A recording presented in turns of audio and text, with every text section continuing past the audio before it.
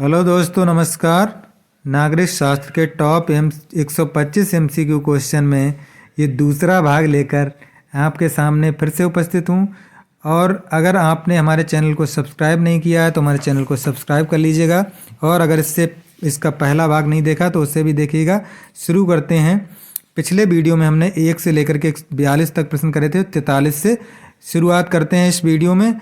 तो सबसे पहले शुरुआत करते हैं। प्रश्न है संख्या 43। किसने निर्णय निर्माण की ब्रेन स्टॉर्मिंग विधा का विकास किया? निर्णय निर्माण की ब्रेन स्टॉर्मिंग विधा का विकास किया किसने किया? ये किया था एलेक्स एफ ऑसबर्न ने। पहला ही विकल्प सही हो जाएगा। ये समस्याओं के मौलिक हल विकसित करने की प्रक्रिया है। भारत में प्रशासनिक सुधारों के क्रियान्वयन के लिए कितने चरणों की आवश्यकता होती है? तो ये बी हो जाएगा 3। किसने कहा कि उन कानूनों का पालन करना जिन्हें हम स्वयं अपने लिए बनाते हैं स्वतंत्रता है? ये किसने कहा था? ये विचार Jean Jacques Rousseau. Jean Jacques Rousseau का है, तो ए विकल्प सही हो जाएगा। जीन जैकस रूसो ने अपनी पुस्तक सोशल कॉन्ट्रैक्ट में इसको लिखा है। अगला है, किस हिंदू शास्त्र में कहा गया है कि यद्यपि राजा इंसान है फिर भी उसे किसी से नफरत नहीं करनी चाहिए क्योंकि वह मनुष्य के आकार में ईश्वर है? ये मनुस्मृति में कहा गया। 46 का हो जाएगा सी। संप्रभुता यानी सॉवरेनिटी का मूल शब्द क्या है? संप्रभुता जो है, इसका मूल शब्द जो है लैटिन शब्द है सुपरनेस। ये हो जाएगा। राज्य की सत्ता किसके पास अंतिम आदेश जारी करने की वैधानिक शक्ति है? राज्य की सत्ता जिसके पास अंतिम आदेश जारी करने की शक्ति है वो है विधिक संप्रभुता। ऐसे कानून को क्या कहते हैं जो राज्य द्वारा निर्मित एवं राज्य के क्षेत्रों के अधीन सभी लोगों पर लागू होता है? तो ये हो जाएगा हमारा राष्ट्रीय कानून। राजनीति विज्ञान सामाजिक विज्ञान का वह अंग है जो राज्य के आधारभूत तत्वों तथा शासन के सिद्धांतों की विवेचना करता है। ये परिभाषा किसने दी है? तो ये परिभाषा दी है पॉल जेनेट के द्वारा। किसे पहले स्वप्नलोकी राजनीतिक विचारक के रूप में माना जाता है? तो ये है हमारे प्लेटो। निम्नलिखित में से किसे एक क्रांतिकारी पंथ के एक मसीहा के रूप में जाना जाता है? तो 52 का हो जाएगा हमारा कार्ल मार्क्स। बी विकल्प से हो जाएगा। कौटिल्य की प्रसिद्ध कृति अर्थशास्त्र। 53 का हो जाएगा बी। कौन से अनुच्छेद के तहत भारतीय नागरिकों को 6 स्वतंत्रताएं दे रखी हैं? तो ये अनुच्छेद है 19। बी हो जाएगा 54 का बी। अनुच्छेद 19 में 6 स्वतंत्रताएं दे रखी हैं। वो कौन कौन सी हैं? नंबर 1 वाक और अभिव्यक्ति की स्वतंत्रता। नंबर 2 शांतिपूर्वक और निराभ्रम सम्मेलन की स्वतंत्रता। तीसरा है संगम या संघ या सहकारी सोसाइटी बनाने की स्वतंत्रता।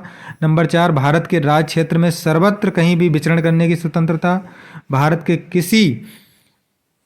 पांचवी है भारत के किसी भी क्षेत्र में बसने की स्वतंत्रता। और छठा है कोई भी वृत्ति या व्यापार यानी कोई भी हम व्यापार है वो करने की उसे स्वतंत्रता है। राज्यसभा का पदेन सभापति जो होता है वो उपराष्ट्रपति होता है। 55 का हो जाएगा सी। भारत में मंत्रिमंडल का नेता निम्नलिखित में से कौन है? मंत्रिमंडल का नेता जो है वो प्रधानमंत्री होता है। लॉर्ड सभा की अध्यक्षता, जो लॉर्ड सभा है उसकी अध्यक्षता करता है लॉर्ड चांसलर। निम्नलिखित में से कौन सीनेट की अध्यक्षता करने वाला पदेन अधिकारी है? सीनेट होता है अमेरिका में, तो उसकी अध्यक्षता कौन करता है? उपराष्ट्रपति। बी विकल्प सही हो जाएगा। जैसे हमारा राज्यसभा होती है वैसे वहाँ सीनेट होती है। संयुक्त राज्य अमेरिका की विदेश नीति को अंतिम रूप कौन प्रदान करता है? विदेश नीति को अंतिम रूप कौन प्रदान करता है? इसे राष्ट्रपति करता है। फ्रांसीसी संविधान का कौन सा अनुच्छेद प्रधानमंत्री को विधायिका में विधायी पहल देता है? फ्रांसीसी संविधान की बात हो रही है। फ्रांस के संविधान का अनुच्छेद 39 जो है वो प्रधानमंत्री एवं संसद के सदस्यों को विधायिका में विधायी पहल देता है। तो ये हो जाएगा ए विकल्प। निम्नलिखित में से कौन सा एकल दल प्रणाली के लिए एक उदाहरण है? कौन से देश में केवल एक ही दल है? तो ये हमारा चीन, जहाँ पीपुल्स रिपब्लिक ऑफ चाइना में केवल एक राजनीतिक दल है जिसका नाम है कम्युनिस्ट पार्टी ऑफ चाइना। शक्ति संतुलन व्यवस्था के संतुलन का सबसे अधिक इस्तेमाल किया जाने वाला साधन क्या है? जो देश शक्ति संतुलन सिद्धांत का पालन करता है वह परिस्थितियों के अनुसार सहसंबंधों में आवश्यकता पड़ने पर परिवर्तन करता है। इसी को हम कहते हैं सहसंबंध। सी विकल्प से हो जाएगा। सामूहिक सुरक्षा निम्न में से किससे अधिक व्यवस्थित है? सामूहिक सुरक्षा जो है किससे अधिक व्यवस्थित होगी?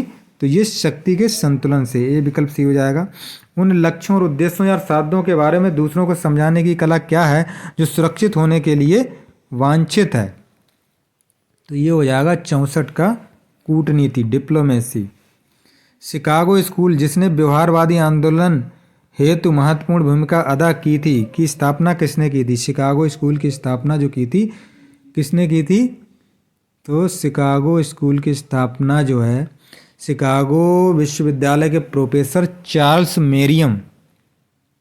पी विकल्प सही हो जाएगा। चार्ल्स मेरियम ने 1920 से 30 के बीच में शक्ति एवं समूह में राजनीतिक व्यवहार के अध्ययन की आवश्यकता बताई और इसलिए प्रायः इन्हीं को व्यवहारवाद का जनक भी कहा जाता है। चार्ल्स मेरियम को व्यवहारवाद का जनक भी कहा जाता है।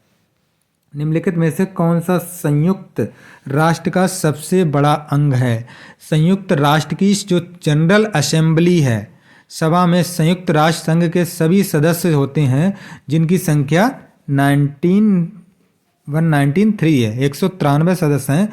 तो सबसे बड़ी हो गई सामान्य सभा या जनरल असेंबली, महासभा भी इसे कहते हैं। दक्षिण सहयोग के लिए वार्षिक संयुक्त राष्ट्र दिवस मनाया जाता है। 67 का हो जाएगा डी, 12 सितंबर को। निम्नलिखित में से क्या मानव संबंध आंदोलन में स्वाभाविक रूप से विकसित हुआ है? तो ये स्वाभाविक रूप से विकसित हुआ है ये व्यवहारवादी उपागम। प्रशासनिक नीति के मुख्य दिशाओं के निर्धारण करने का कार्य किसका है? तो ये जो कार्य है ये मुख्य या कार्यकारी है। जब सरकार आर्थिक या वित्तीय या व्यावसायिक कार्य करती है तो निम्न में से क्या समान रूप से स्थापित किया जाता है? सार्वजनिक निगम संसद के अधिनियम द्वारा विशेष आर्थिक, वित्तीय या व्यावसायिक उद्देश्य के लिए बनाए जाते हैं, जैसे जीवन बीमा निगम, LIC जो है। स्थायी, वैतनिक और कुशल अधिकारियों के पेशेवर निकाय के रूप में लोक सेवा को किसने परिभाषित किया? तो ये जो थे वो हरमन फाइनर। किस प्रकार का परीक्षण मुख्य रूप से प्रकृति में व्यक्तिपरक होता है और अक्सर उम्मीदवारों द्वारा संदेह के साथ देखा जाता है? तो 72 का हो जाएगा मौखिक परीक्षा। एक कर्मचारी को किस प्रकार का प्रशिक्षण दिया जाता है जो पहले से ही सेवा में? तो सेवारत प्रशिक्षण दिया जाएगा या सेवाकालीन प्रशिक्षण, डी विकल्प से हो जाएगा। यदि अनुमानित राजस्व अनुमानित व्यय के बराबर है तो इस तरह के बजट को हम कहेंगे संतुलित बजट। 74 का हो जाएगा ए। प्रशासनिक कृत्यों और निर्णयों की वैधता के निर्णय करने की न्यायालयों की शक्ति को जाना जाता है, किसके रूप में जाना जाता है? वैधानिक अपील के रूप में। शक्ति का स्थानांतरण हो सकता है ना कि इच्छा का, जो कि संप्रभु होती है। किसने कहा था? ये कहा था, किसने कहा था? 76 का हो जाएगा रूसो ने। किसे सभी सामाजिक संस्थाओं में सबसे शक्तिशाली माना जाता है? सभी सामाजिक संस्थाओं में सबसे शक्तिशाली जो माना जाता है वो राज्य को माना जाता है। राज्य की उत्पत्ति के संबंध में कौन सा सिद्धांत इस धारणा से शुरू होता है कि राज्य की उत्पत्ति से पहले मनुष्य प्राकृतिक अवस्था में रहते थे? ये जो है सामाजिक अनुबंध सिद्धांत है। हॉब्स, लॉक और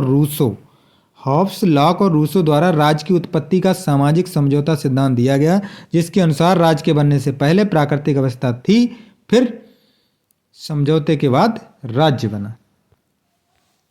किस तरह की संप्रभुता जनता को सर्वोच्च मानती है? किस तरह की संप्रभुता जनता को सर्वोच्च मानती है? तो ये जन संप्रभुता हो जाएगा, बी। किसने कानूनों को उच्चतर द्वारा निम्नतर को दिए गए आदेश के रूप में परिभाषित किया? कानून उच्चतर के द्वारा, जो ऊंचे लोग हैं उनके द्वारा नीचे वालों को आदेश देने को कहा, तो प्रोफेसर हॉलैंड ने। निम्नलिखित में से कौन शिक्षित लोगों को मताधिकार देने का समर्थक था? उन्होंने कहा कि भाई केवल एक शिक्षित को ही मताधिकार दिया जाए, जो अशिक्षित नहीं है उसे मताधिकार ना दिया जाए। तो ये किसने कहा था? ये कहा था मिल ने। सी विकल्प से हो जाएगा। निम्नलिखित में से किसने राज्य को एक साथ साधन के रूप में नहीं बल्कि स्वतः साध्य के रूप में कहा है? तो ये हमारे तानाशाह। रूसो के लिए किसे सामान्य इच्छा की अभिव्यक्ति के रूप में माना जाता है? तो ये हो जाएगा हमारा कानून। समता सैनिक दल सामाजिक समता चेतना की स्थापना किसने की थी? ये की थी हमारी B.R. अम्बेडकर ने। डी विकल्प से हो जाएगा, भीमराव अम्बेडकर। और भारतीय संविधान का अनुच्छेद 17 किसको समाप्त करता? अस्पृश्यता या छुआछूत की भावना। 85 का हो जाएगा ए।